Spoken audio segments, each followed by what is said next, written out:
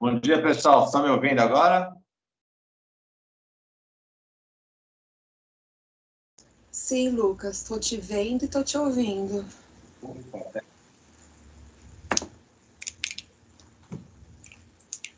Lucas, ficou mudo. Oi. Melhorou. Melhorou? Sim. Então, vamos lá, pessoal. Desculpa pela demora, que eu não consegui acessar pelo aplicativo do computador. O celular também estava dando erro. Vamos prosseguir. Continua dando erro aqui no computador.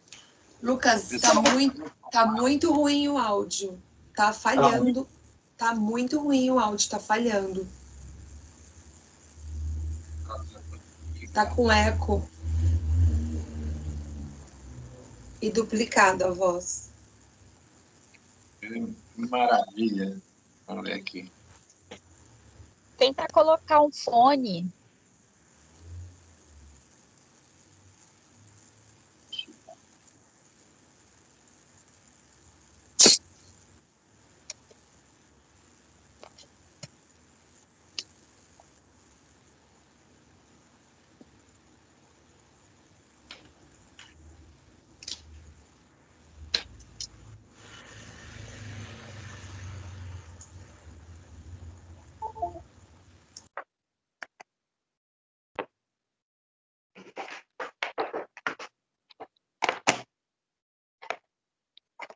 Espera aí, pessoal. Estou conectando aqui para ver se melhora.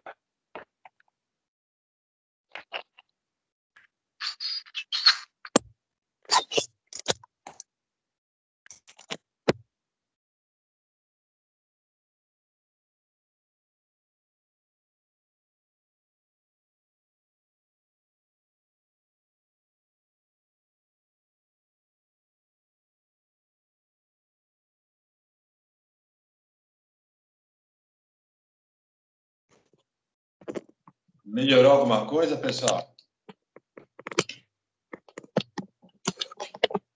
Sim. Melhorou bastante o áudio. Tá, maravilha. Vou acertar aqui. Bom, então vamos lá. Vamos falar hoje, então, sobre os princípios da Seguridade Social. Tá? Bom, aqui pelo celular não dá para apresentar o PowerPoint, mas eu vou depois enviar para vocês, disponibilizar o material. Tá? De qualquer forma, eu já coloquei ali na área do aluno. Então, vamos devagar aqui nessa apresentação hoje. O que são os princípios, pessoal? O princípio nada mais é que a base do sistema. O que a gente tem que lembrar? O sistema de seguridade social é autônomo, é um ramo do direito autônomo. Então, sendo autônomo, nós temos regras e princípios próprios. Quando nós vamos interpretar a norma, a regra, para chegar na norma jurídica, o que é a norma jurídica? É a regra interpretada, certo? Então, nós temos a regra posta no ordenamento jurídico e nós precisamos interpretá-la para chegar na norma. Esta interpretação tem que ser feita de acordo com os princípios de cada sistema, certo? Então, é o alicerce, é a luz que tem que incidir sobre a regra para chegar na correta interpretação da Seguridade Social. E, para isso, nós temos 3 espécies de princípios aqui a serem abordados. Primeiro, os princípios gerais, que estão não propriamente no artigo 194 da Constituição. O artigo 194, nós vimos na aula passada, o caput, ele traz a definição do que é o sistema de seguridade social. Só que a Constituição, em outros artigos, também traz princípios constitucionais. E um dos artigos mais importantes é o artigo 5º da Constituição Federal. Tá? Então, se a gente for reparar lá no inciso 1º do artigo 5º, nós temos o princípio da igualdade, o princípio da isonomia. O que é o princípio do inciso 1º do artigo 5º da isonomia? É tratar os iguais de forma igual e os desiguais na medida da sua desigualdade. É o que justifica, por exemplo, alguns requisitos diferentes entre trabalhadores urbanos e trabalhadores rurais, tá? Devem ser assegurados a uniformidade de tratamento, só que essa uniformidade tem que observar também o princípio da igualdade. Nem sempre dá para tratar todos de forma igual, certo? Então, o princípio da isonomia não é tratar todo mundo de forma igual, é tratar os iguais de forma igual e os desiguais na medida da sua desigualdade, certo? Está lá no inciso 1º do artigo 5º da Constituição, lembrando que o artigo 5º da Constituição traz os direitos individuais fundamentais, certo? O inciso 2º do artigo 5º, por sua vez, traz o princípio da legalidade. O que é o princípio da legalidade, stricto sensu? Nós temos que observar a regra posta no ordenamento jurídico, até porque o sistema jurídico brasileiro é um sistema positivo, né? Se ele é um sistema positivo, há de observar a regra posta no ordenamento jurídico.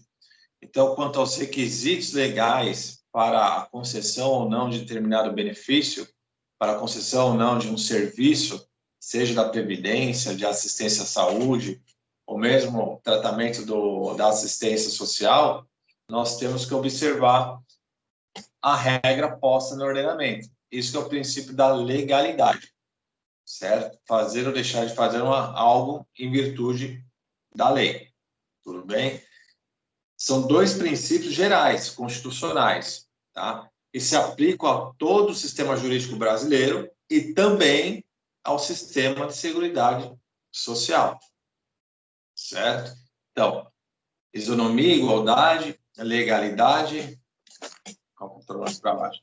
E temos o princípio, lá do inciso 36 do artigo 5º, é um princípio que é dividido em 3, que é o direito adquirido, ato jurídico perfeito e da coisa julgada.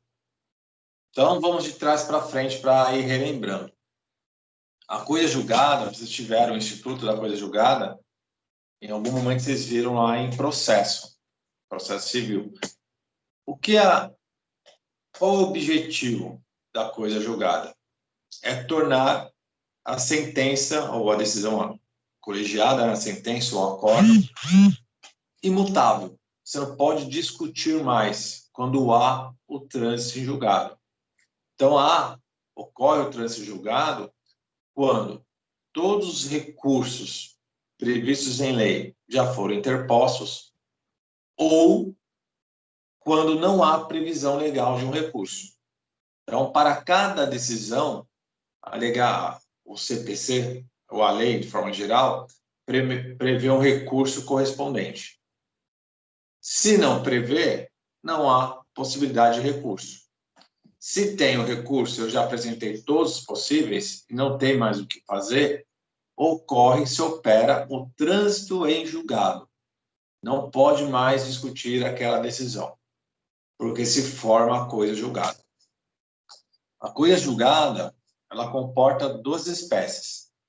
A coisa julgada formal, na qual eu não posso discutir mais naquele processo. Então, pense em uma sentença que extingue o feito sem resolução do mérito. Há uma hipótese de inépcia da petição inicial. A petição inicial não cumpre os requisitos legais. A petição, o feito é extinto sem resolução do mérito, sem análise do pedido propriamente dito. É possível que, eventualmente, o autor ingresse com outra ação. Por quê? Porque isso operou apenas e tão somente a coisa julgada formal. Eu não posso discutir mais naquele processo. Nada impede que eu ingresse com o segundo processo, tá? Diferentemente, é a coisa julgada material. Material está relacionado ao mérito. Se a ação foi julgada, por exemplo, uma questão de julgamento de mérito, a ação foi julgada procedente ou improcedente, operando-se o trânsito julgado, a pessoa não pode ingressar com nova ação, porque ocorreu a coisa julgada material. Eu não posso, que é mais abrangente que a formal, tá? Na coisa julgada formal, eu não posso discutir mais naquele processo que transitou em julgado. Na coisa julgada material, eu não posso discutir naquele processo em qualquer outro, tá? Ressalvando a questão da relativização com a ação rescisória. Vocês viram lá também em processo. Mas, de forma geral, a coisa julgada torna imutável a discussão, seja no processo, coisa julgada formal, ou em qualquer oportunidade. Não posso discutir naquele processo em qualquer outro, coisa julgada material. Tudo bem, pessoal? Vocês estão sem o slide, então às vezes pode ficar perdido. Vocês me parem aí. O inciso 36 fala também do ato jurídico perfeito. O que é o ato jurídico perfeito, pessoal? É o ato praticado sob a vigência de determinada lei. Então, se o ato já foi praticado, por isso que é perfeito. Perfeito por quê? Foi praticado observando os requisitos legais até então previstos. É o ato jurídico perfeito.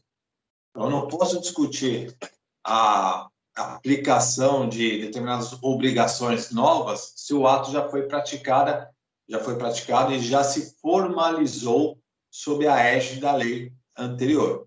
Então, o ato jurídico é um ato praticado que é previsto na lei e perfeito por quê? Porque ele já se consumou.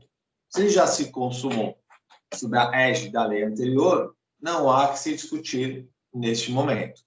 Tá? Até um princípio que está nessa aula também, que é a questão da aplicação da lei no tempo, que tem um brocário em latim que é tempus regit actum, ou seja, a lei vigente no tempo é que se aplica aquele ato. Tá? Então, por a questão, exemplos previdenciários, né? Na questão da aposentadoria especial, nós temos hoje o perfil profissiográfico, que é um documento obrigatório para a pessoa se aposentar de forma especial. Neste perfil, que deve ser fornecido pelo empregador, deve constar o contato com agentes insalubres, periculosos, se é eventual, permanente, certo? Só que esse perfil é um documento novo. Antes era DIRBEN, eram outros documentos. Então, se o empregado for mandado embora hoje, ele tem que verificar qual era o documento vigente a cada tempo.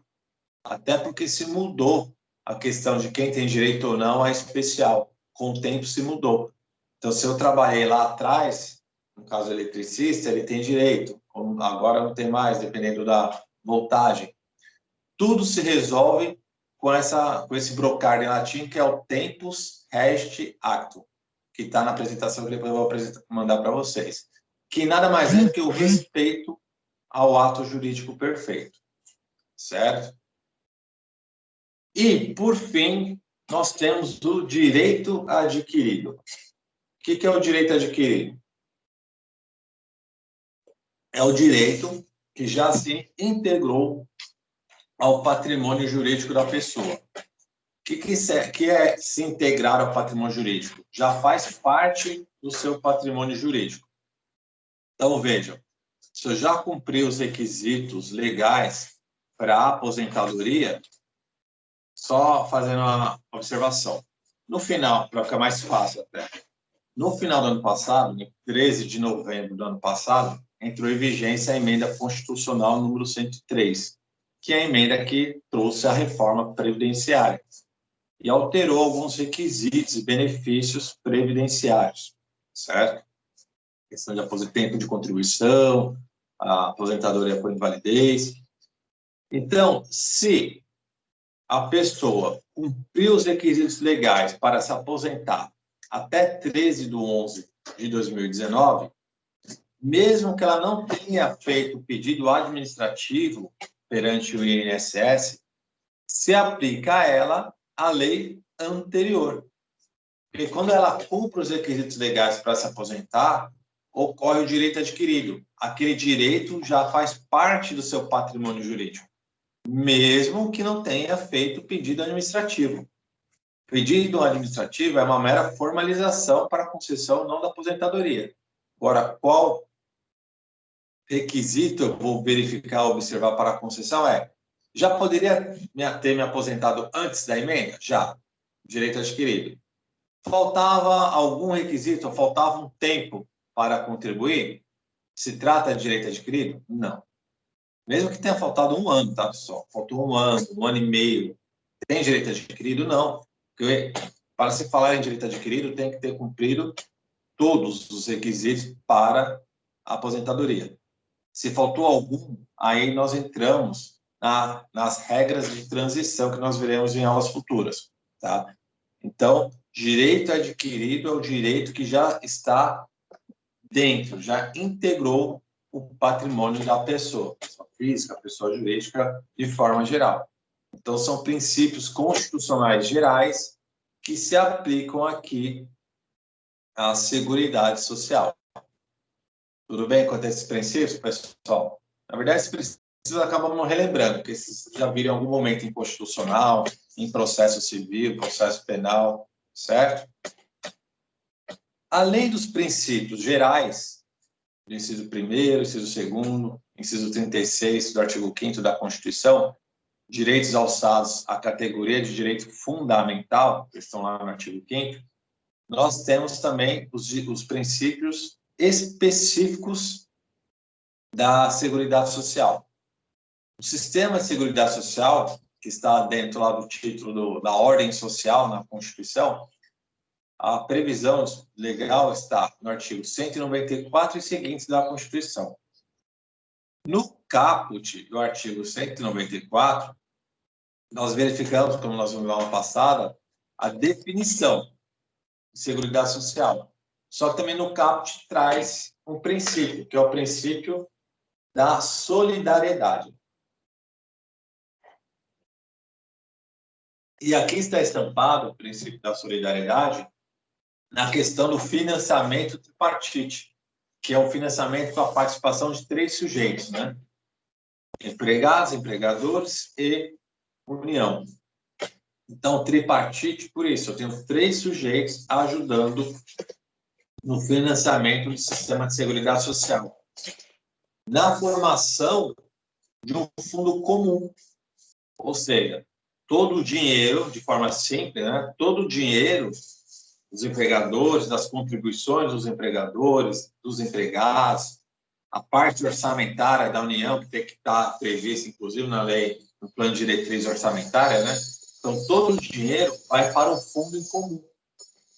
Para quê? Para fazer frente às prestações da Previdência, assistência à saúde e assistência social. Tá? Então, essa solidariedade é todo mundo ajudando o sistema. Todo mundo ajudando financeiramente o sistema de seguridade social. Tá? Deixa eu adiantar aqui para não esquecer nenhum princípio para vocês.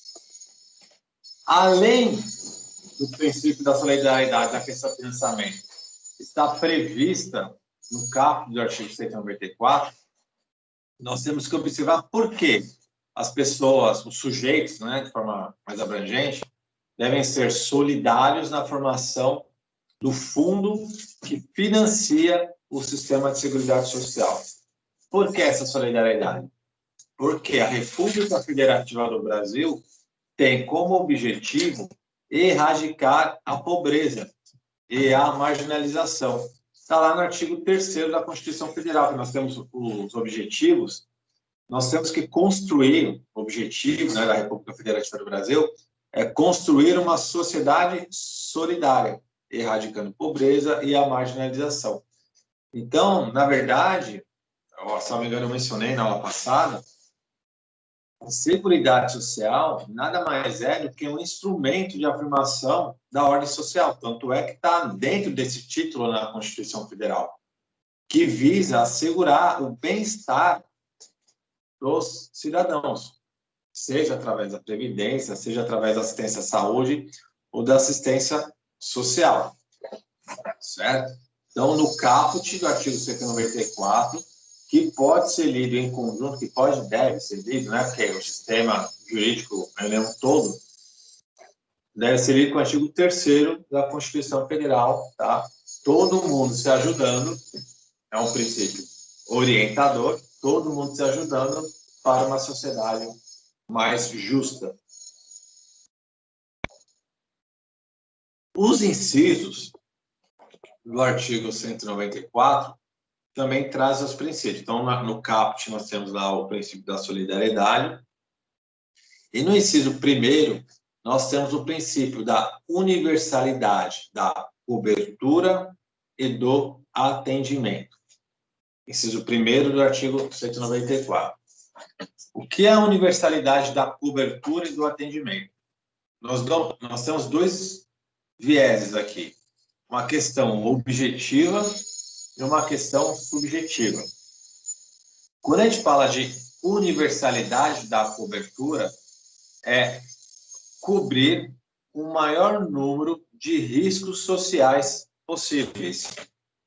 Quais são os riscos sociais quando nós falamos de inseguridade social? É uma doença, é o desemprego, é a maternidade, a idade avançada, o trabalho exposto à insalubridade, são todos acidentes do trabalho, são todos riscos sociais que depois a gente vai ver mais para frente, que estão lá no artigo 201 da Constituição, que devem ser protegidos pelo Estado. Estado no sentido amplo da palavra, tá? Então, para a gente falar de universalidade da cobertura, é um princípio orientador para quê?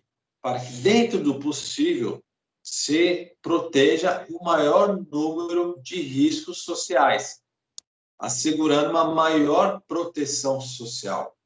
Obviamente, pessoal, que na prática é impossível a cobertura de todos os riscos sociais que podem acontecer na sociedade, tá? Mas como é um princípio orientador para quem? Se o poder constituinte pensou nesse princípio orientador, é orientar, informar, direcionar o legislador infraconstitucional para a proteção dos riscos sociais. Então, a Constituição estabelece uma diretriz que deve ser respeitada e seguida pelo legislador infraconstitucional. Então, no critério objetivo do princípio da universalidade da cobertura, objetivo na questão de proteção do maior número de risco social, certo? E o viés subjetivo está na universalidade do atendimento. Quando a questão da cobertura está em abranger o maior número de riscos sociais possíveis, a universalidade de atendimento está no sentido de proteger o maior número de pessoas possível. Não basta eu ter uma proteção contra um risco social. Eu tenho que assegurar o quê? O atendimento. Eu tenho que assegurar a efetividade da proteção social, que é, quanto mais pessoas eu protejo, eu tenho o atendimento a um princípio da universalidade, que é universalidade, primeiro, da cobertura, previsão dos riscos sociais protegidos e universalidade do atendimento, o maior número de pessoas protegidas, certo? Então, o inciso 1º do artigo 194 tem esses dois critérios, tá, pessoal? A natureza objetiva e a natureza subjetiva. Riscos sociais protegidos, os fatos protegidos e as pessoas protegidas. Tudo bem, pessoal?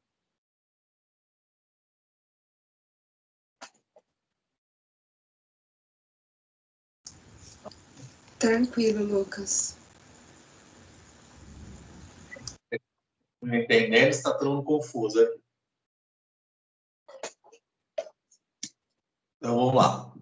O inciso 2º, por sua vez, traz o princípio da uniformidade e equivalência dos serviços e benefícios assegurados à população urbana e rural.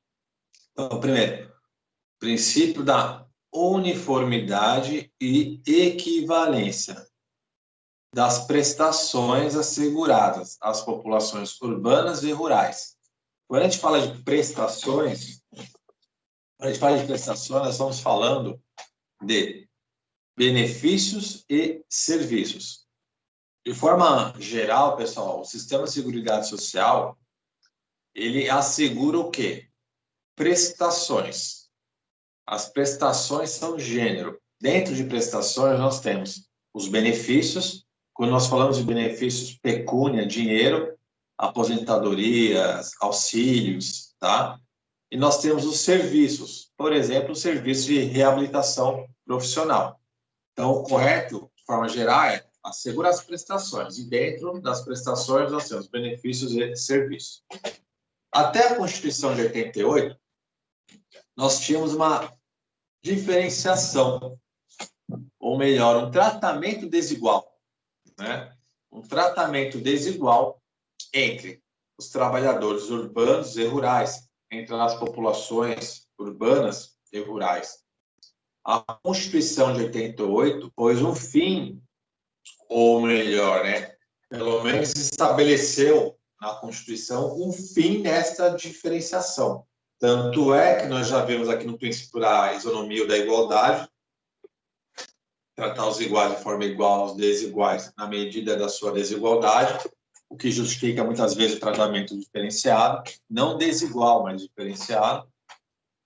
E temos no artigo 7º da Constituição Federal, o artigo 7º, lembra, o artigo 5º da Constituição, direitos individuais fundamentais. Artigo 6º, 7º, 8º, 9º, direitos sociais. E no artigo 7º, nós temos o direito às férias, seguro-desemprego, previdência social, e lá, previdência acaba de se confundir com seguridade social, que seria o correto, que abarca as três vertentes, previdência, assistência da saúde e assistência social.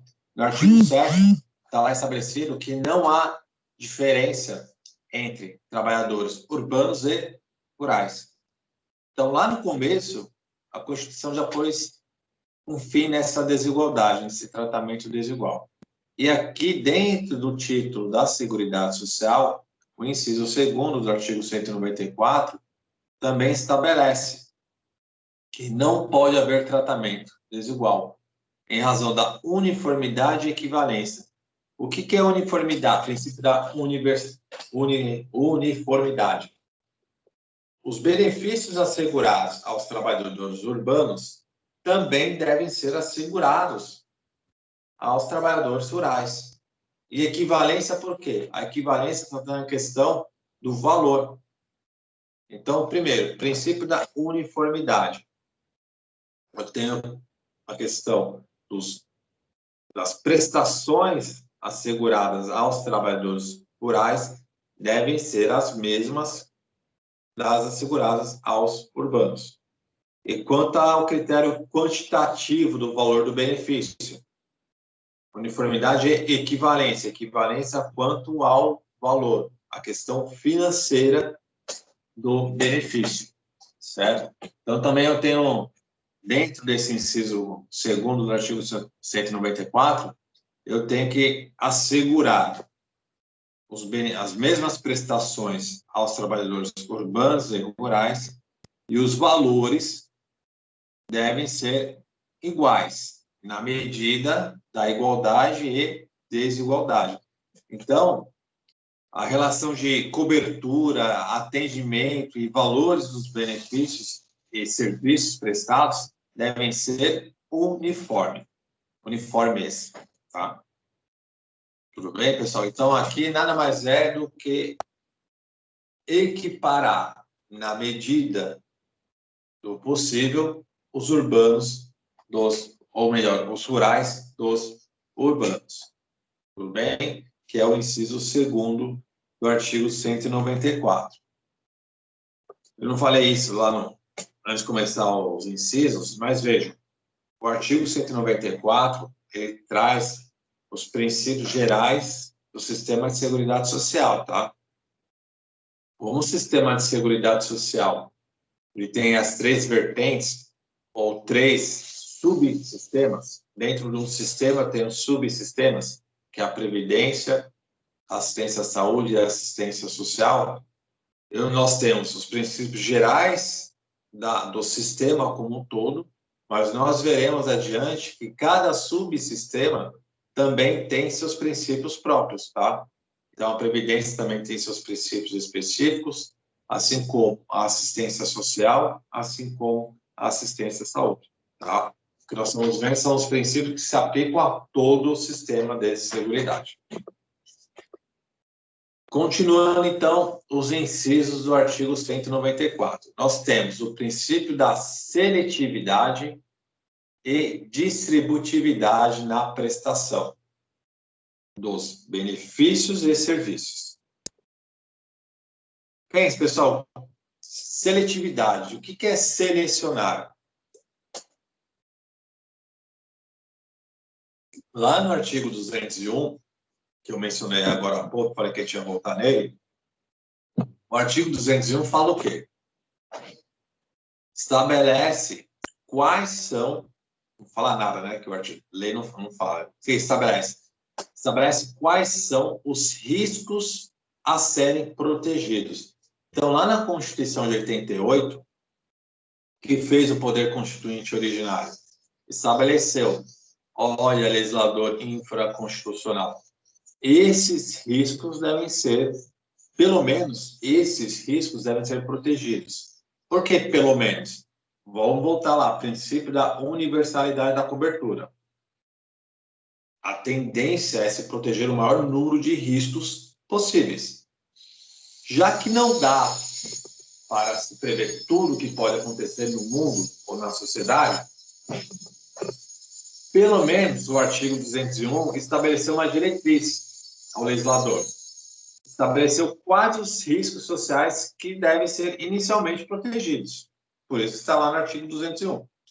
E está lá, por exemplo, doença. Doença, morte, aí nós temos a pensão por morte, reclusão, nós temos réu recluso, preso, nós temos o auxílio reclusão, temos a invalidez, temos o desemprego involuntário, né, para ter direito ao seguro-desemprego, porque ajustar a causa ou pedir demissão não te assegura esse direito, está lá, desemprego involuntário. Então, lá no artigo 201 da Constituição, nós temos alguns fatos que, ocorridos, asseguram a concessão de um benefício ou de um serviço. São os riscos sociais. Então, o 201 da Constituição, ele já selecionou alguns riscos a serem protegidos. É isto que significa o princípio da seletividade. Seletividade por quê? É selecionar dentro da sociedade os riscos sociais a serem protegidos. Tudo bem? E esses riscos sociais, de forma geral, estão relacionados, quando a gente fala de reclusão, morte, doença, acidente do trabalho, tudo está relacionado à perda da capacidade de trabalho. Tá? Reclusão, obviamente, a morte, que é devido aos dependentes do segurado. Então, vejam, eu tenho um auxílio-doença, a pessoa ficou doente, é afastado lá o auxílio-doença comum. Se ela é afastada, ela não trabalha, então não tem uma contraprestação, que é a remuneração. Mas o sistema de seguridade social assegura esta prestação. Tá? Não é uma natureza, como nós vimos na primeira aula, não visa substituir o salário, visa assegurar apenas a subsistência, mas uma subsistência digna, que é o princípio da dignidade da pessoa humana. Tá? Então, não é uma substituição salarial, mas sim um valor para assegurar a subsistência digna do cidadão. Tá? Tudo decorre da questão da perda da capacidade laboral, que são riscos sociais estampados aqui no artigo 201, já selecionados pelo Poder Constituinte a serem protegidos pelo sistema. Tanto é que a Constituição de 1988, né, a nossa Carta Cidadã, e nós temos a Lei 8.213, de 91, que trata das prestações asseguradas pelo Sistema de Seguridade Social. Então, em 88 veio a Constituição, no artigo 201, estabeleceu alguns dos riscos sociais a serem inicialmente protegidos, o princípio da seletividade, selecionou dentro da sociedade os riscos que mais acontecem, mais ocorrem, e selecionou esses riscos devem ser protegidos. É uma diretriz. Como serão protegidos tais riscos? Está lá concretizado na Lei 8.213, 8.213 de 91, que trata dos benefícios de serviços em espécies. Como vai ser financiado tal sistema? Está lá na Lei 8.212, também de 91. É a Lei 8.212, que trata do financiamento, e a 8.213, ambas de 91, que trata das prestações em espécies. Tá? Tudo bem? A Lei 8.213 também assegura o respeito ao princípio da distributividade. Não basta eu assegurar a proteção. Eu tenho que pensar dessa forma, distribuir esta proteção à sociedade. E para distribuir, eu tenho que estabelecer como eu vou distribuir isso. E este como é através dos requisitos legais para a concessão dos benefícios e serviços. Quando a Lei 8.213 estabelece quais são os requisitos para aposentadoria por tempo de contribuição, quais são os requisitos para o auxílio-doença comum, quais são os requisitos para o auxílio-doença acidentário, auxílio-acidente, que é outro benefício, né? Auxílio-reclusão, a pensão por morte. Quando o legislador infraconstitucional fez isso, que está lá na Lei 8.213, o que ele fez? Ele assegurou a distribuição da proteção social. Primeiro, ele selecionou os riscos a serem protegidos, princípio da seletividade, e depois ele distribuiu através do estabelecendo, melhor dizendo, os requisitos para tais benefícios. Tudo bem? Então, é o princípio da seletividade e o princípio da distributividade lá do inciso 3º do artigo 194. O próximo princípio, o inciso 4º do artigo 194, é da irredutibilidade do poder aquisitivo das prestações. Ou seja, o valor dos benefícios deve manter o poder aquisitivo das pessoas que recebem tais benefícios. Por isso, diante do inciso 4º do artigo 194, que nós temos os reajustes anuais dos benefícios. Para quê?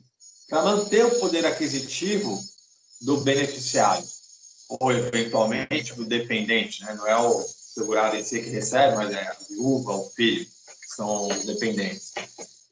Então, para manter o poder aquisitivo em respeito ao princípio da irredutibilidade do valor, deve ser assegurado o reajuste correspondente. Por isso que eu tenho reajuste de acordo com a inflação. Mas vejamos o princípio também orientador, né? O princípio da irredutibilidade do valor dos benefícios. O valor do benefício não deve ser reduzido. Mas vejam, não é a questão de, um exemplo chulo, não pode reduzir de R$2.000 para R$1.000.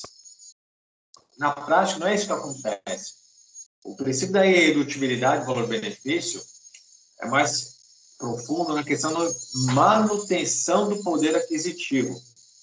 Por quê, pessoal? Se a gente pegar ao longo do tempo, a pessoa cuja renda mensal inicial foi, colocar um exemplo, de R$1.000. A renda mensal inicial é o valor do seu primeiro benefício, por isso, renda mensal inicial, abreviada como RMI. A renda mensal inicial é o valor do primeiro benefício, certo? Vamos considerar que é R$1.000. Não 2, como foi, aproveitando o exemplo que eu já falei. 2. Ao longo do tempo, não vai acontecer de 2.000 virar 1.000. Não é que passa um ano, 2.000 virar 1.500, depois 1.000. Não é isso que acontece. Aí, o princípio da irredutibilidade do valor-benefício é assegurar o reajuste que mantenha o seu poder aquisitivo. Ou seja, que seja pelo menos de acordo com a inflação, significa dizer que os 2.000 vai, no futuro, virar 2.100, 2.200, 2.300. Só que quando você tem uma renda mensal inicial de 2.000, vamos considerar que corresponde a... vai estar até menos, né? Colocar um salário mínimo e meio, tá? Dá menos, mas só para arredondar, dá um salário mínimo e meio. Hoje, minha renda mensal inicial corresponde a um salário mínimo e meio, ou corresponde a 2 salários mínimos. Ponto. Lá no futuro, teve reajuste? Teve. Só que se eu pegar e observar o salário mínimo, lá na frente, meu salário mínimo não vai corresponder a mais a 2 salários mínimos.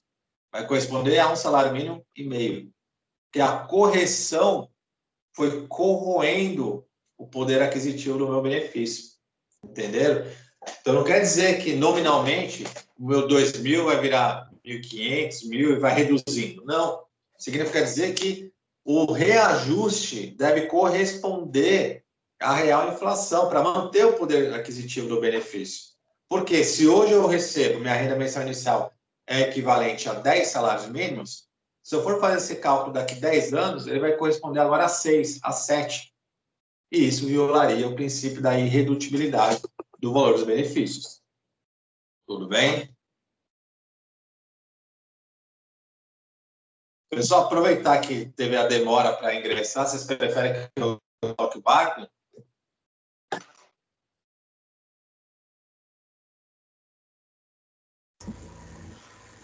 Ó, Lucas, eu acho que poderia fazer um cafezinho de uns 10 minutos reduzido, só para acordar um pouquinho, porque acho que todo mundo acordou cedo, né? Não sei se todo mundo concorda. Reduz o tempo do café e todo mundo toma um cafezinho rapidinho, dá tempo de tomar uma água, enfim.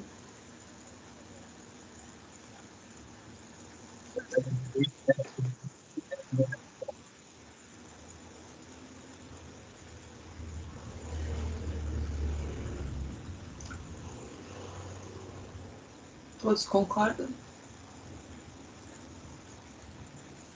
Eu concordo, eu concordo. Então, ótimo, 10 minutinhos pro café, então. Quando for 9h40, a gente volta. 9h41, beleza? Lucas, não dá para ouvir nada do que você está falando. Não dá para ouvir. Inteiro ou agora? Melhorou, mas tá com eco.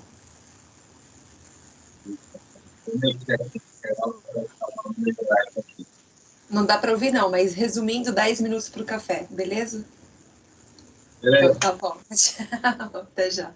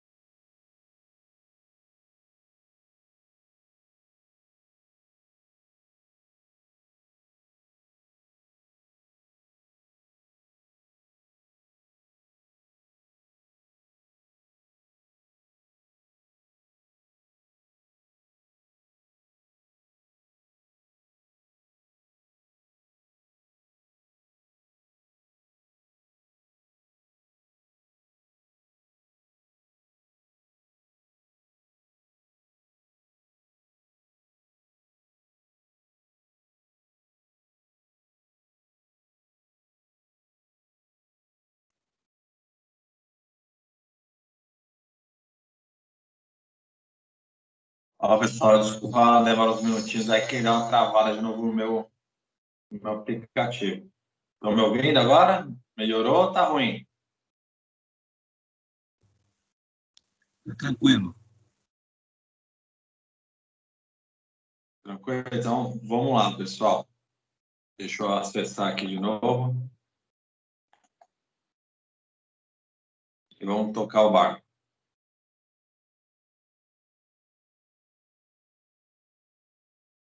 Então, nós paramos aqui no inciso 4º da irredutibilidade do valor dos benefícios. O próximo princípio do artigo 194, que está no inciso 5º, é da equidade na participação, na forma de participação do custeio. O que quer dizer equidade, pessoal? Aqui o inciso do artigo 194, inciso 4º, quando a gente fala de equidade, nós levamos em consideração a capacidade econômica do contribuinte. É um princípio constitucional, que observa o princípio da isonomia. Lembrando, o princípio da isonomia é tratar os iguais de forma igual e os desiguais na medida da sua desigualdade. Levando também em consideração um outro princípio tributário, que é da capacidade econômica. O que significa o princípio da capacidade econômica? É tributar de acordo com a condição financeira. Pode parecer injusto, mas é também em respeito ao princípio da solidariedade. É o princípio da equidade na forma de participação do custeio, do plano de financiamento do sistema, a possibilidade de alíquotas diferenciadas na hora da tributação. É o que justifica, por exemplo, a alíquota, no adicional na alíquota, de 2% das instituições financeiras. Se pegar que os empregadores devem recolher 20% sobre a folha de pagamento, então todos os empregadores devem recolher 20% sobre a folha de pagamento, de forma geral. As instituições financeiras devem recolher 22%. Por que esse mais 2%? Em razão da capacidade econômica das instituições, dos empregadores, neste caso. Então, a gente tem que verificar que, se tem melhores condições de pagar, nós temos que possibilitar o sistema, né? Tem que tributar mais. Nós temos que recolher um valor a mais. Só um minutinho que eu dar uma travada aqui. Certo? Então, a equidade é não tratar a tributação, quando a gente fala de tributação, a contribuição previdenciária sobre a folha de pagamento é uma espécie de tributo. Então, a gente tem que verificar se é um tributo, qual é a base de cálculo. Sobre a base de cálculo é aplicada uma alíquota, e esta alíquota pode muitas vezes ser maior. É o que justifica, por exemplo, na questão da equidade, uma alíquota diferenciada do seguro acidente do trabalho. Tá? Então, os empregadores que têm um maior número de acidentes de trabalho, que não observam as regras de proteção, proteção ao trabalhador, né? Fornecimento de equipamentos de proteção individual, equipamentos de proteção social, se o empregador não respeita, ele vai ter uma tributação maior na questão do seguro acidente do trabalho. O que é o seguro acidente do trabalho? É a parte da contribuição utilizada para o pagamento do auxílio-doença acidentário. É a fonte de custeio do auxílio-doença acidentário. Então, permite, o princípio da equidade, a utilização de alíquotas diferenciadas, certo? Então, eu posso tributar mais um empregador ou uma empresa, considerando o seu poder aquisitivo, sua capacidade econômica. Esse é o princípio da equidade na forma de participação no financiamento ou na participação no custeio, lá do inciso 4º do artigo 194. Outro princípio que está em seguida, o princípio C, o princípio da equidade está no inciso 5º, né? Outro princípio do inciso 6º, do artigo 194, é da diversidade da base de financiamento. O que é diversidade da base de financiamento? Eu tenho que diversificar os fatos passíveis de tributação. Ou seja, quando eu falo diversidade da base de financiamento, é diversidade na tributação. E isso nós verificamos, por exemplo, quando algumas espécies de tributos são destinadas ao financiamento do sistema de seguridade social. Então, nós temos, né, na verdade, hoje, tributação sobre receita, sobre o faturamento, sobre a folha de pagamento, justamente para fazer frente ao sistema de seguridade social. Quando a gente coloca a contribuição previdenciária sobre a folha de pagamento, então, se eu sou assalariado, eu tenho lá o desconto da contribuição previdenciária. Cota empregado, cota empregador. Além da cota empregado, cota empregador, eu posso ter, como nós vimos, de acordo com o princípio da equidade, ter uma alíquota maior. No caso que eu dei das instituições financeiras, bancos, por exemplo, tem uma alíquota maior de 2%, certo? Além disso, eu tenho a contribuição social sobre o lucro líquido,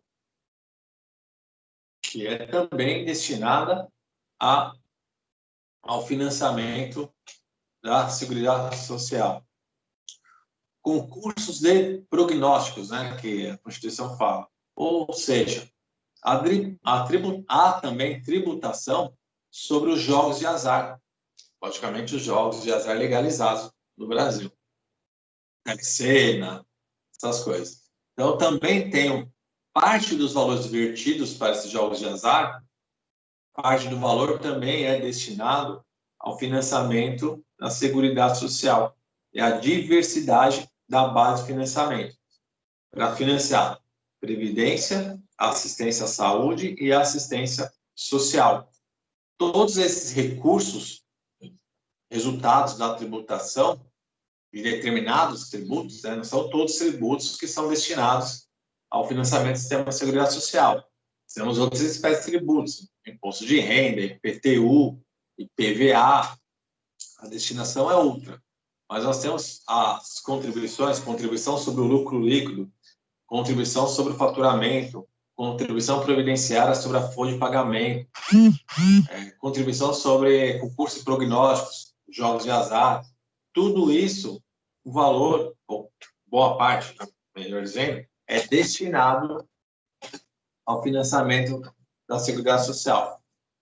Então, vejam que, quando a gente fala da diversidade, eu até falei, contribuição previdenciária, a cota sobre a folha de pagamento, cota empregado, cota empregador. Por quê? Lembre do financiamento tripartite. O que significa dizer? Que o empregador contribui para o sistema, que o empregado contribui para o sistema e a União também contribui para o sistema através da Lei de Diretrizes Orçamentárias. Tudo bem? Então, para que eu quero diversificar a base de financiamento? Para ter uma maior entrada de dinheiro para o sistema de seguridade social. É isso que o princípio do inciso 6º assegura, tá? Então, o princípio da equidade do inciso 5º, da diversidade da base de financiamento, tem um viés, evidentemente, tributário, tá? Porque as contribuições são espécies de tributo. Tudo bem? Além desse princípio, o último do artigo 7º.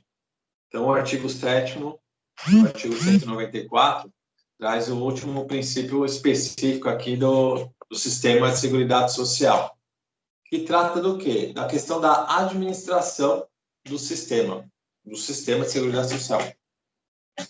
Obviamente, considerando a Constituição Federal de 88, é um sistema, ou a administração deve ser democrática. É o princípio do caráter democrático e descentralizado da administração do sistema de seguridade social. Quando eu falo de democrático, e descentralizado é assegurar a participação não só da União. E eu falo União porque o sistema de seguridade social ele é administrado pela autarquia federal, que é o Instituto Nacional do Seguro Social, o INSS. Os órgãos colegiados não têm só a participação da União, tem a participação também dos empregadores, dos trabalhadores e dos aposentados. É uma gestão quadripartite. Veja, enquanto financiamento é tripartite, empregados, empregadores, administração pública, o quadripartite tem a participação também dos aposentados. Por isso que, em tese, quando há a questão de propostas de reforma, tudo, teria que ter a participação de entidades sindicais, sindicatos, federações, confederações, que representam a sua respectiva categoria. Não só os ativos, os empregados atuais, mas também os aposentados e pensionistas. Tá? Então, a administração do sistema de seguridade social, ao se estabelecer um caráter democrático e descentralizado, é que ele é centralizado, sim, na União Federal, através do Instituto Nacional de Seguro Social, mas é assegurada também a participação dos demais, é assegurada a participação da sociedade civil. Lembrem, lá no caput do artigo 194, que o sistema de seguridade social é um conjunto integrado de ações da administração pública e da sociedade. Portanto, a sua administração também deve ser assegurada a participação da sociedade civil, aqui representada pelos empregados, empregadores e aposentados. Tudo bem? Então, nós vimos até agora os princípios gerais da equidade, do artigo 5º da Constituição, né? Inciso 1º, 2º, inciso 1º da equidade, inciso 2º da legalidade, inciso 36 do direito adquirido, do ato jurídico perfeito e da coisa julgada, tudo no artigo 5º, tá? Inciso 1º, 2º e inciso 36. No artigo 194, já no caput e em seus incisos, nós temos os princípios específicos da Seguridade Social. Específicos por quê?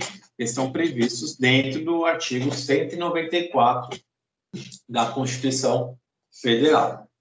Além dos princípios gerais e dos princípios específicos do artigo 194, nós temos outros princípios também aplicados ao sistema de seguridade social. O primeiro que eu menciono, aqui não tem uma ordem, né, de preferência, mas o primeiro que eu menciono é o princípio da regra da contrapartida, que está no parágrafo 5º do artigo 195 da Constituição, ou seja, no artigo seguinte. Então, nós temos os princípios específicos do artigo 194, desculpem, e lá no parágrafo 5º do artigo 195, nós temos o princípio da regra da contrapartida. Não tem essa denominação regra da contrapartida, tá? No parágrafo 5º. Essa denominação, esse nome, quem deu foi o professor Wagner Balera, que até aquele professor que eu indiquei o livro Sistema de Seguridade Social. O professor Wagner Balera é uma referência na Seguridade Social, tá? E um dos seus estudos, ele trata o princípio do parágrafo 5º do artigo 195 como a regra da contrapartida. Aqui estabelece que nenhum benefício ou serviço da Seguridade Social, frisando, nenhum benefício, quando a gente fala benefício, pecúnia, aposentadorias, auxílios e pensões, nenhum benefício e serviço de reabilitação profissional, por exemplo, não serão criados, majorados ou estendidos, então não pode ser criado, majorado ou estendido sem a correspondente fonte de financiamento, sem a correspondente fonte de custeio. Porque a regra da contrapartida, o princípio da regra da contrapartida, busca manter o quê? O equilíbrio financeiro no sistema de seguridade social. O que é óbvio. Pessoal, se eu começar a ter uma despesa, pensão, benefício e serviço como despesa, cálculo que a gente faz em casa, cálculo conta doméstica. Se eu começo a ter uma despesa maior que a minha receita, o que acontece? Vai ter um desequilíbrio financeiro que vai afetar o sistema. Para manter esse equilíbrio atuarial no sistema, só posso criar um benefício ou serviço. Não tem um benefício existente, vou criar um benefício novo. Só posso majorar, o benefício já estende, eu vou aumentar o valor do benefício, por exemplo. E só posso estender, eu vou pagar durante mais um período. Pense na pensão por morte. Pensão por morte até o filho completar 21 anos, salvo se for um incapaz, que daí ultrapassa o limite dos 21 anos. Mas vamos considerar que agora a pensão por morte vai ser assegurada até o término do ensino superior. Bom, mas a legislação é clara, é até os 21, salvo incapaz. Eu não posso assegurar por mais tempo fora a exceção legal. Por quê? Se eu estender, da onde vai sair o dinheiro? Onde que está a correspondente fonte de custeio? Certo? Não havendo, violará o princípio da regra da contrapartida. Não pode haver prestação sem a correspondente fonte de custeio. Nós até comentei na aula passada, na aula da turma de segunda, que algumas vezes a gente se depara com ações requerendo a extensão, a prorrogação, melhor dizendo, da pensão por morte até o término do ensino superior, por isso que eu utilizei o exemplo. E a ação ou as ações são julgadas improcedentes porque o juiz considera que, uma vez que a legislação estabelece que é até os 21 anos, salvo a exceção do incapaz, não há como estender tal benefício sem violar o princípio constitucional da regra da contrapartida. Se fundamenta até esse pedido com base em regime próprio. Regime próprio é dos servidores públicos, não é o regime geral do INSS, tá, pessoal? Algumas ações se baseiam no regime próprio, que em alguns estatutos de servidores públicos, a pensão por morte é paga até o término do ensino superior. Só que é um regime diferente do regime geral da Previdência. Então, não se aplica o estatuto, que é regra específica a determinada categoria de servidor público, ao regime geral. Então, as ações são julgadas improcedentes. Não posso ter uma prestação sem a correspondente fonte de custeio, certo? E o contrário também é verdadeiro. Não pode ser criada uma fonte de custeio sem a correspondente prestação. Então, veja, da mesma forma que eu não posso criar, majorar, estender uma prestação sem a correspondente fonte de custeio, eu também não posso, eu falo eu, o legislador, obviamente, tá, pessoal? O legislador também não pode criar uma fonte de custeio, estender a tributação, aumentar a tributação, sem a correspondente prestação, ou seja, sem o correspondente benefício, sem o correspondente serviço. Então, o contrário também é verdadeiro. Então, é uma previsão do princípio da regra da contrapartida, tá? Então, novamente, não vou achar esse nome lá na Constituição. Esse nome foi dado pelo professor Wagner Valério. Além do princípio da regra da contrapartida, só um minuto aqui, está dando sinal o celular aqui, que acho que vai travar. Pronto. Além desse princípio... Eita, cai não. Aqui tá tudo... Além do princípio da regra da contrapartida, tem dia que dá tudo errado, né? Cai o celular, começa a falhar o celular. Vamos lá. Além do princípio da regra da contrapartida, nós temos o princípio da automaticidade das prestações. O princípio da automaticidade não tem um dispositivo específico, ele decorre do ordenamento do sistema de seguridade social. O que significa? Que ocorrendo com o segurado cumprindo os requisitos legais, deve ter assegurado a respectiva prestação, o respectivo benefício ou serviço. Ocorrido o fato gerador descrito na norma e tendo cumprido os requisitos legais, o INSS deve assegurar a concessão do benefício ou do serviço. O que significa dizer, por exemplo, eu sou segurado obrigatório. E esse princípio da automaticidade se aplica aos segurados obrigatórios. Colocar aos empregados, aos trabalhadores avulsos, domésticos, os contribuintes individuais, pensar os sócios de empresa, né? São todos segurados obrigatórios. O que é o segurado obrigatório? Exerceu tal atividade, automaticamente eu estou filiado ao regime geral da Previdência, certo? E se automaticamente eu sou filiado ao regime geral, eu tenho que contribuir, tenho a contribuição, tá? Então, se eu fiquei doente, considerar a hipótese do empregado lá com carteira registrada, ficou doente, cumpriu o período de carência, todos os requisitos legais, e vai ser requerido o auxílio-doença comum. Se eu cumprir todos, se eu sou segurado obrigatório e cumprir todos os requisitos legais, o INSS automaticamente tem que me assegurar a concessão do benefício do auxílio pretendido, independentemente do recolhimento da contribuição por parte do meu empregador. Vejam, na questão de direito tributário, quem é o devedor tributário da contribuição previdenciária? Eu tenho a cota empregador e cota empregado. Então, eu tenho a minha cota, eu empregado. Só que o responsável tributário pelo repasse, quem é? É o empregador. O que a gente verifica em algumas oportunidades? Que o benefício é indeferido de forma administrativa pelo INSS pela ausência de recolhimento da contribuição previdenciária. A ausência de recolhimento da contribuição previdenciária por parte do meu empregador não pode impedir a concessão do auxílio-doença, neste exemplo. Por quê? Nós temos duas relações jurídicas distintas. Uma coisa é a relação previdenciária existente entre o empregado, segurado obrigatório, e o INSS.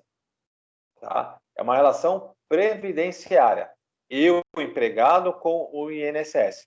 Cumprir os requisitos legais, sou segurado, sou empregado, portanto, sou segurado obrigatório. Está aqui minha carteira de trabalho de Previdência Social. Além disso, se nós acessarmos lá o site Meu INSS, nós temos toda a sua vida social lá, que é com base naquelas informações que o INSS vai verificar se você cumpriu os requisitos ou não, tá? Sou empregado, segurado obrigatório. Fiz a prova disso. Faço a prova através de relatórios médicos que eu estou doente, ou seja, incapaz para o exercício da minha atividade laboral. Sendo assim, automaticamente o INSS tem que me conceder o benefício. É o princípio da automaticidade. Ah, mas seu empregador não repassou a contribuição previdenciária. Problema da União. Não é uma relação previdenciária, é uma relação tributária. A relação previdenciária é empregado e INSS. Cumpriu os requisitos da lei, tem o direito a receber o auxílio-doença. Não recolheu a contribuição previdenciária, meu empregador não repassou a contribuição previdenciária. Cabe à União Federal fiscalizar o recolhimento. E no caso de não recolhimento, cabe à União Federal entrar com uma ação de execução fiscal, me cobrar. É uma relação tributária. Vejam que são relações jurídicas distintas, uma relação previdenciária, outra relação tributária, com sujeitos distintos, sujeito ativo e passivo. Relação previdenciária, empregado e INSS. A outra relação tributária, relação entre empregador e União. A ausência de recolhimento, neste caso de segurado empregado, não pode impedir a concessão do benefício. Se, porventura, o pedido administrativo for indeferido, resta a via judicial, já que o direito de ação é um direito constitucional, né?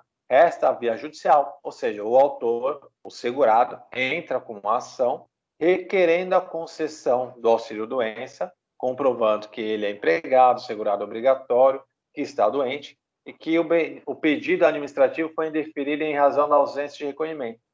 Aí nós fundamentamos a pretensão do autor no princípio da automaticidade da prestação. E as ações são julgadas procedentes, ou seja, o autor ganha a ação. Tá? Tem até, comentei também com outra turma, que é interessante, tem um professor Oswaldo, que ele é procurador da União também, e era procurador do INSS, e depois todo mundo virou procurador da União. Lá em 2007, com a criação da Super Receita, se extinguiu os cargos de procuradores do INSS específico e viraram tudo procuradores da União. Mas esse procurador ele fez a tese de doutorado dele, lá na PUC, justamente sobre o princípio, sobre a aplicação do princípio da automaticidade.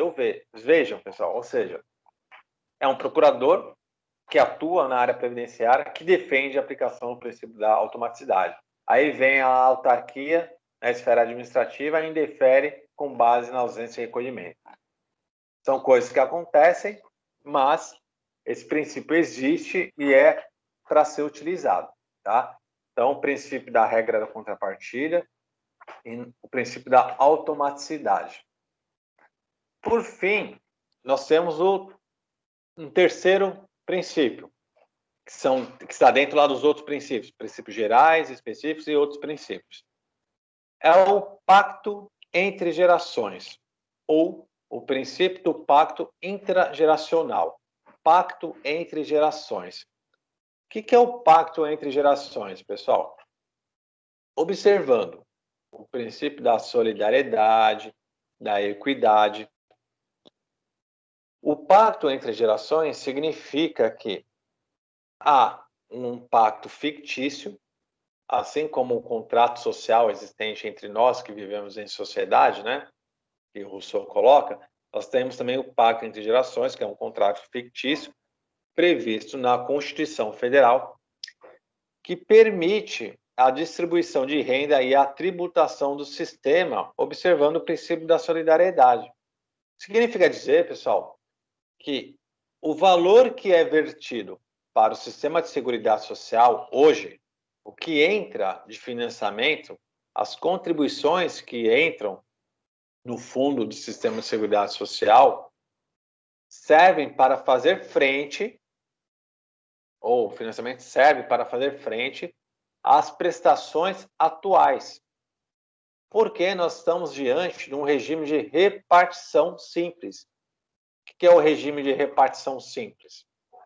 O que entra hoje, que entra de dinheiro hoje no fundo do sistema de seguridade social, é para bancar as prestações atuais, os benefícios e os serviços. Ou de forma simples, o que eu, Lucas, pago hoje para a contribuição de contribuição previdenciária sobre a folha de pagamento, não é para bancar a minha aposentadoria, é para pagar a aposentadoria de forma simples, tá, pessoal? Do meu avô. Então, o que eu pago hoje não é para fazer o meu fundo de aposentadoria. A minha contribuição não é para a minha aposentadoria. A minha contribuição é para o fundo comum do sistema de seguridade social. Então, os valores que nós contribuímos hoje é para pagar os benefícios, as aposentadorias, as prestações de serviços da população hoje. Os aposentados, pensionistas e assim por diante. Tá? Que é um princípio de afirmação também da solidariedade, para assegurar a coesão social. Todos em prol, lembrem que o sistema de seguridade social está dentro do título da ordem social lá na Constituição. Então, a ordem social visa o bem-estar social. Então, a sociedade, em prol da ordem e bem-estar social, contribui de forma solidária ao fundo do sistema de seguridade social. Este é o pacto entre gerações, tá? Adotando o regime de repartição simples. O que entra hoje é para fazer frente às despesas atuais. É diferente, pessoal, do regime de capitalização. Nós temos o regime geral da Previdência, repartição simples, o sistema financeiro de repartição simples, e a Previdência complementar, ou a Previdência privada, que é a mesma coisa, tá? Privada ou complementar, adota o regime de capitalização. O que é isso? Quando eu escolho contratar um regime de previdência privada, vejo que é diferente do regime geral. O regime geral ele é obrigatório. A partir do momento que eu exerço uma atividade remunerada, que eu sou empregado, automaticamente, obrigatoriamente, eu sou filiado ao sistema. E se eu sou filiado, eu tenho que contribuir, tá? O regime de previdência complementar ou privada, por sua vez, ele não é obrigatório, ele é facultativo, ele é contratual. Eu preciso ir lá, eu preciso procurar uma empresa de previdência privada e contratar os serviços. Nesse serviço, vamos colocar um exemplo. Eu quero, daqui a 20 anos, me aposentar, e quando eu me aposentar, no regime de previdência privada, tá, pessoal? E com a aposentadoria da previdência privada, eu quero receber X reais por determinado período. Bom, Lucas, se você quer daqui a 20 anos se aposentar, e se você quer receber esse valor por determinado período de tempo, você tem que recolher mensalmente tal valor. É um cálculo atuarial que é feito pela empresa de previdência privada. Que é um cálculo, para falar simples, mas não é. Cálculo atuarial não é simples. Mas leve em consideração o quê? Quando eu quero me aposentar e quanto eu quero receber. Aí eles vão chegar no valor da minha contribuição mensal. Quanto que eu tenho que contribuir mensalmente.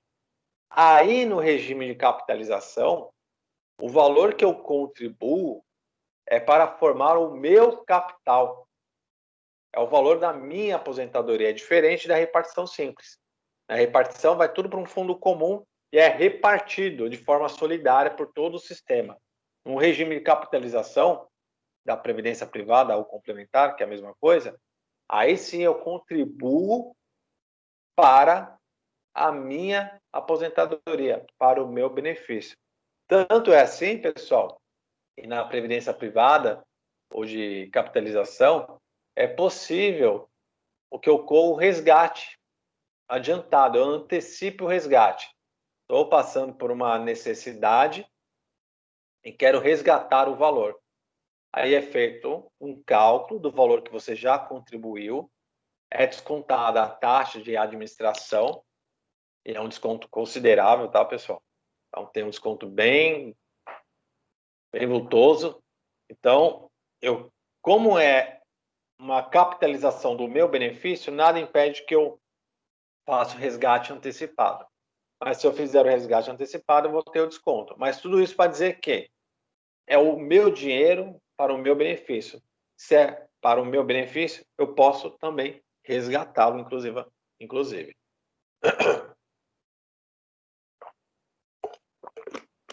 Tudo bem?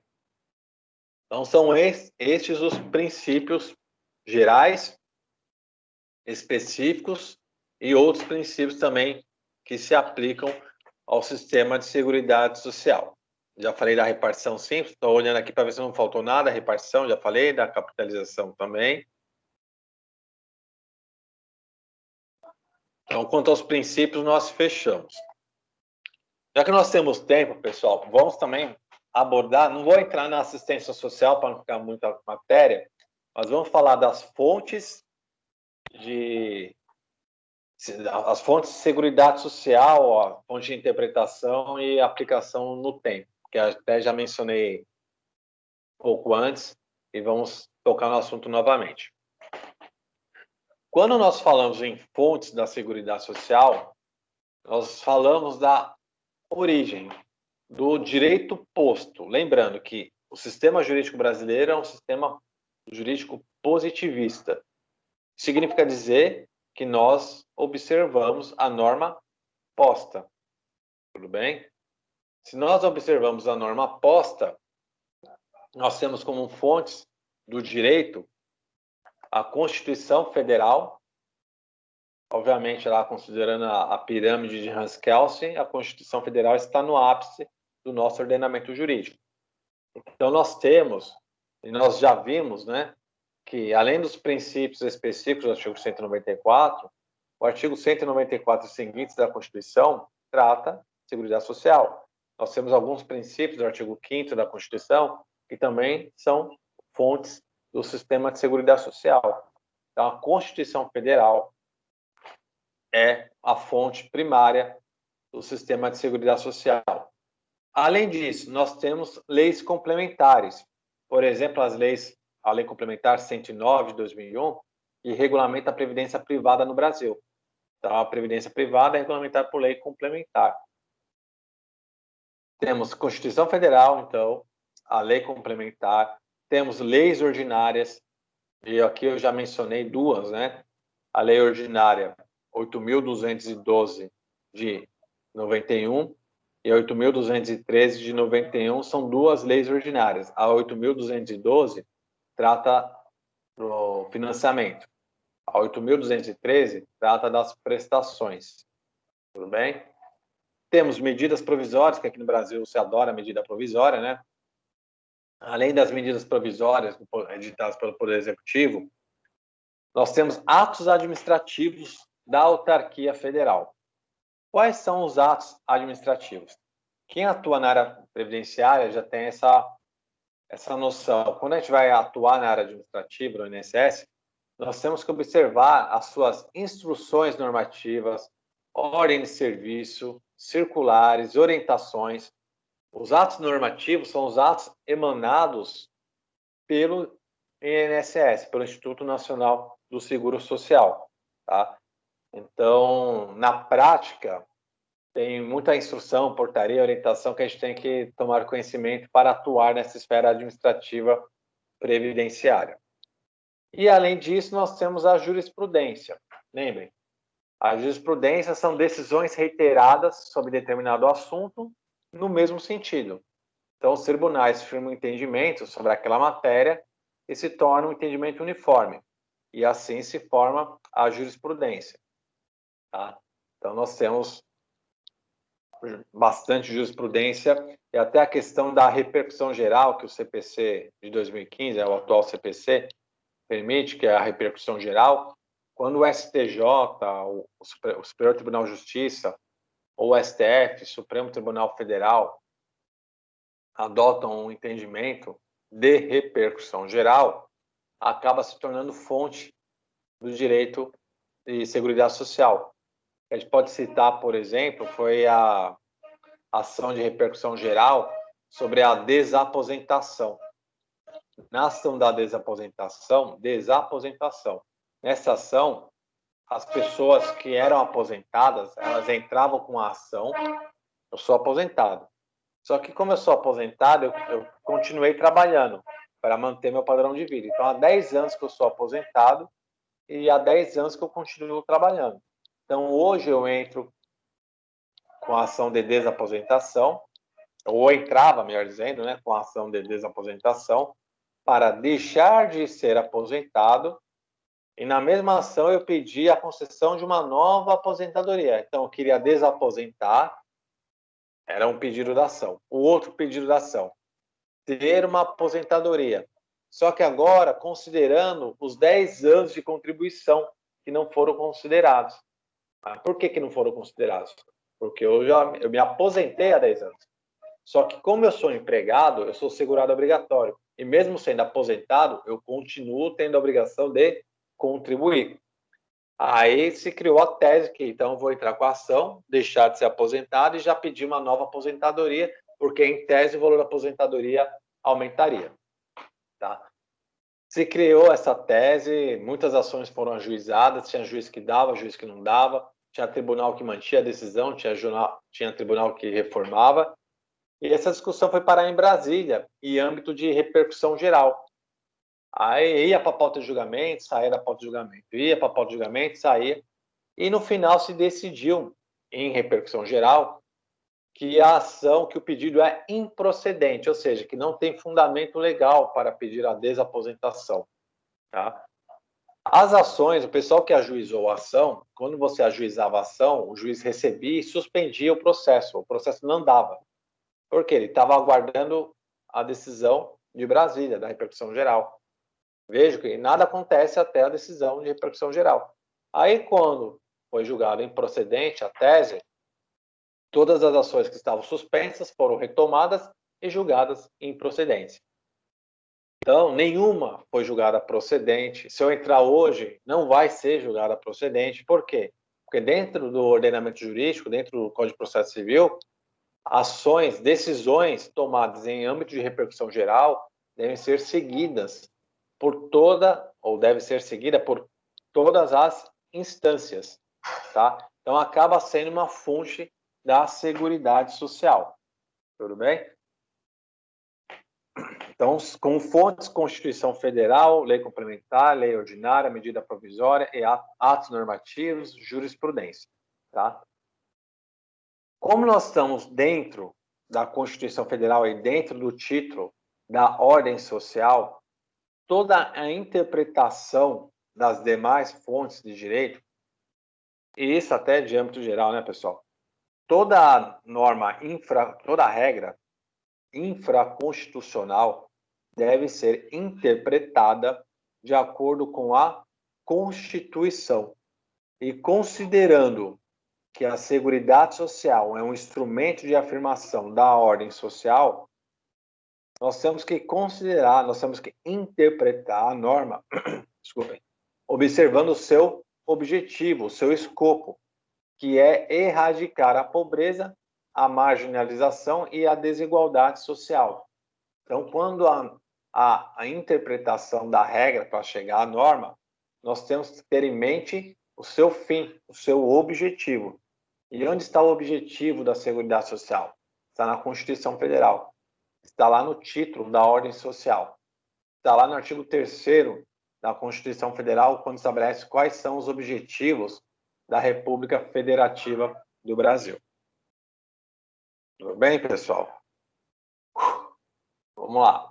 E só para terminar, que não vou entrar na questão da assistência social, a terminar a matéria de hoje, e é a questão da aplicação da lei previdenciária ou da lei da Seguridade Social no tempo, que é aquele brocardo que eu até já mencionei para vocês, que é do tempus regit actum, ou seja, aplica-se a lei vigente na data da ocorrência do ato. Nós vimos, durante a evolução aqui da Seguridade Social no Brasil, nós tivemos a emenda constitucional 20 de 98, a emenda constitucional 40, agora a emenda constitucional 103, todas as reformas previdenciárias, né? Nós vemos que, com o tempo, ocorreram algumas alterações quanto ao que é considerado trabalho periculoso, ao que é considerado trabalho insalubre, o que assegura a aposentadoria especial, tá? O que antes era considerado como especial, hoje não é mais. E isso nos dá a possibilidade de exemplificar, por quê? Quando eu vou me aposentar, eu vou fazer uma aposentadoria por tempo de contribuição, mas eu tenho um período especial. Durante um período da minha vida, eu trabalhei em contato com agentes insalubres e periculosos. Este período especial, ele é convertido em tempo de contribuição comum. Regra geral, a gente vai estudar mais afinco mais para frente, mas regra geral, eu pego o tempo especial e multiplico por 0,4, vai dar um tempo a mais de contribuição para eu somar. Então, às vezes, de tempo de contribuição, falta pouco tempo para me aposentar. Só que se eu converter esse especial em comum, eu consigo atingir o tempo necessário, tá? Aí, a aposentadoria é indeferida e não é considerado o tempo lá atrás especial, considerado um tempo lá do começo da década de 90. E eu faço o requerimento administrativo, mas, esse tempo especial tem que ser convertido. E ele é negado. Sendo negado, eu tenho que verificar qual era a lei vigente lá no início, em meados da década de 90. Por quê? Eu tenho que verificar se naquele período, no início da década de 90, aquele trabalho era considerado especial. Mesmo que hoje não seja mais. Se naquele período era considerado, Então, a lei que se aplica é a daquele momento, daquela época, e não a atual. Até porque a lei não pode retroagir, né, pessoal? Então, como que a lei não pode retroagir? Eu tenho que observar, até a questão do ato jurídico perfeito, eu tenho que observar a lei vigente à época. Se na época era especial, neste exemplo, era um tempo especial, ele há de ser convertido em tempo de contribuição comum, que é um princípio do tempus regit actum. E eu dei esse exemplo da aposentadoria especial, porque é o que a gente mais verifica na prática, até nas ações judiciais, é brigar com o INSS para se levar em consideração a lei vigente a cada tempo. Até porque na especial, hoje, que eu falei, é o perfil professor-gráfico, chamado PPP do funcionário, antes era SB40, DIRBEN, eram outros formulários necessários. Então, a cada época eu tenho que observar a lei vigente de cada período. Tá? Eu não coloco numa mesma cesta tudo e aplico a lei atual. Eu tenho que verificar a lei que vigia em cada período. Tudo bem, pessoal?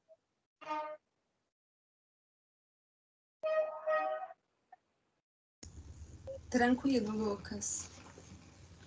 Tranquilo?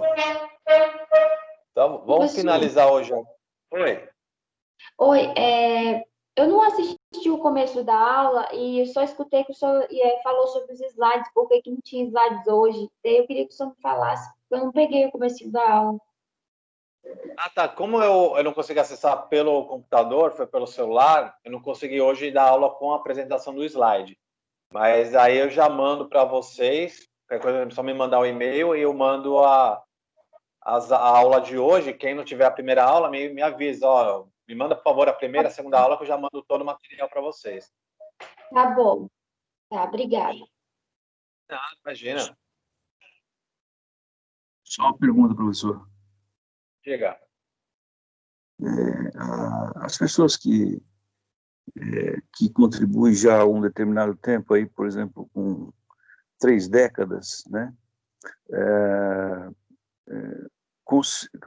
é considerado por essa nova lei aí a proporcionalidade da contribuição, ou não descaracteriza isso por conta da mudança da lei da totalidade?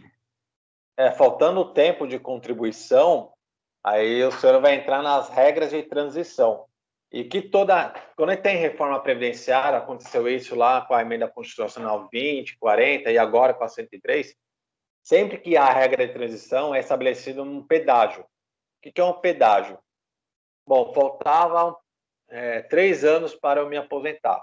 Faltavam 5 anos para eu me aposentar.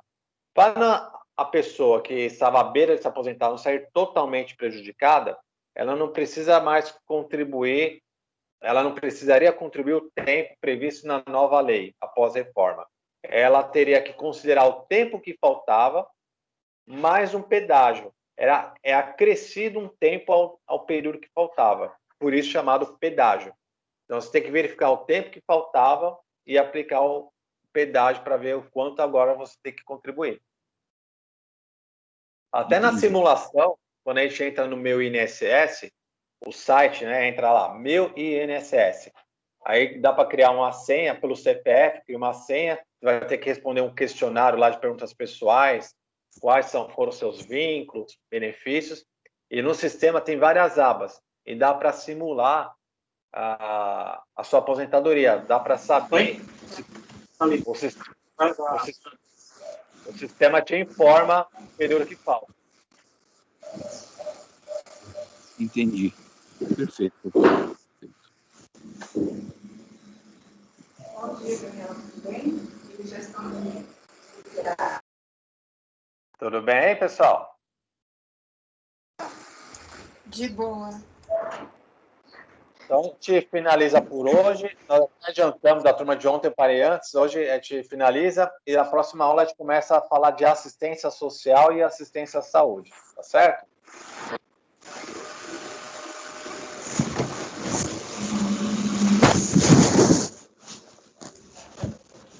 Ok, Lucas. Obrigada por hoje.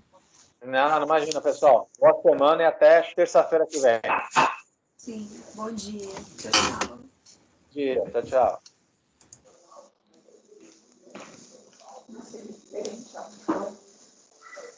Papo esse papo mesmo. Você tem uma voz assim. É. Nossa, eu quero demais.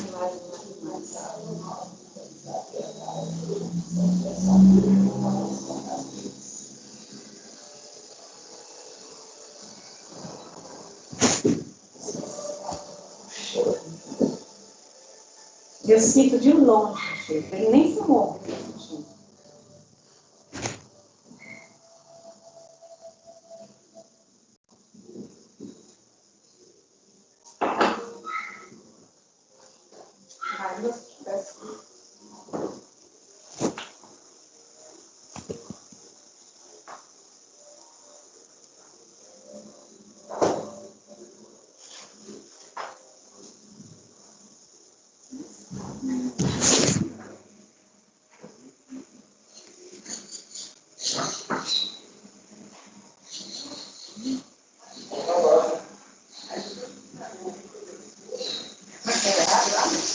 Oi? Onde? Ah, é até uma. Não, você vai... Só pra um? E eu aceito ver se eu chegar lá, que é tudo com senha, né? Eles dão uma senha na triagem, se você não pegar essa senha até no horário lá, que só tem um número de senhas, né? Aí você já não atende não, mas eu atendi.